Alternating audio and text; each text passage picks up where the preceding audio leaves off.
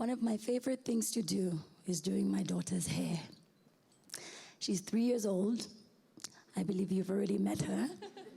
Her name is Anile, which in Setswana means blessings have poured upon us. Her middle name is Joy because of the sunshine she brings into my life, but also because I named her after the woman who raised me, my given mother, Joyce. Joyce wanted more children of her own, but she was having a hard time with it. So my birth mother, Joyce's closest sister, gave me to her. Joyce loved me, she nurtured me, she raised me as one of her own. I didn't call her my aunt, I called her my mother. We'd love to do the things that normally mothers and daughters do, and one of those things is doing hair. It was usually on Sunday afternoons, typically after a lazy morning at home or after a visit to church. I remember one particular Sunday afternoon, we were sitting in her bedroom, I was sitting on a stool and she was on the edge of her bed and she was combing out my hair. She mentioned very casually that I was lucky that I had healthy hair and I should take good care of it. I remember catching a glimpse of her face in the mirror. She was beautiful, she was wearing a wig. Underneath her wig, she had thin hair that had fallen off. I didn't think much of it at the time of what I saw. I remember just enjoying the warmth and the closeness of the two of us, and just what seemed like a really ordinary Sunday afternoon. A few months later, my mother died. She was 42. She had breast cancer, and I was 14. I was devastated. You know, there's a saying that says, children shouldn't die before their parents do.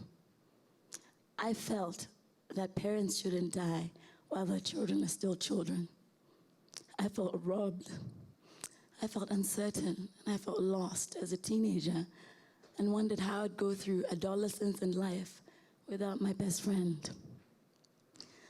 There was something about the way my mother died as well that didn't feel right. I felt that the system had failed her, that something was missing. We were in Botswana and there was only one oncologist in the country at the time. And the treatment that she needed was not available in the country. So she had to make multiple weary trips to South Africa for treatment. But even then it was too late. She was diagnosed too late. So 3 years later, when I was lucky enough to get a scholarship to go study in the US, it was with my mother in my heart that I resolved that I'd be a doctor and come back and help fill what was missing in the health system. I was lucky enough to make it into Harvard Medical School 5 years later. And throughout my medical training, the memory, the spirit of my mother kept coming back to me. I kept wondering how it must have been for her as a patient, losing her breast, losing her hair, whether she got enough counseling and support she needed to deal with the diagnosis, to talk to her children. I also got to know other patients who I learned so much from and surprised me in many ways. See, when I was in college in the early 2000s, HIV was the plague that was ravaging my country, Botswana. 1/3 of the adult population was HIV positive, and people were literally dropping like flies. So when I started doing rotations abroad to Botswana, to Rwanda, to Lesotho, to South Africa, I expected to see the same thing. But what I found was different. HIV patients were getting on medicines and living. The patients who were dying were like my patient Keletso. Keletso was 25, the same age I was at the time that I knew him. And in fact, we grew up in the same neighborhood and he went to the same public primary school. Keletso was killed by high blood pressure and kidney failure. Losing Keletso broke my heart. And it also angered me because I had patients in Boston who had the exact same conditions, but they were living and treatments were available. So what people were dying from at home were diseases that nobody was talking about. People were dying from diabetes, from cancer, from asthma, from stroke. Non-communicable diseases that today kill and account for more than 2/3 of deaths today, and diseases that are rising rapidly in Africa. I I felt that nobody was talking about NCDs and it was the plague of my day. So almost 2 decades later, I returned home to fulfill that long ago resolve to come back and help where the health system was missing. I didn't come back as an HIV specialist. I didn't come back as an oncologist. I came back as a mother. I came back as a woman who might one day get breast cancer.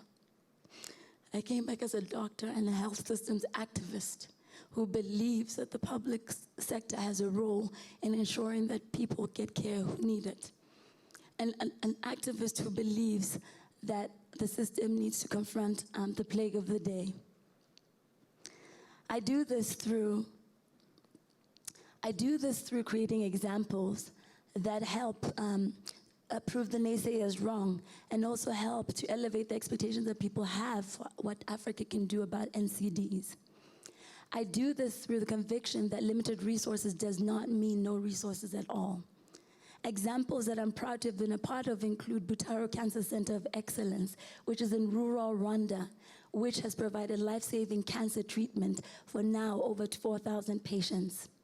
Examples such as Botswana's first primary care guidelines, which will introduce breast cancer screening for women so that today women can have their cancers detected early and have a better chance than my mother to survive the disease.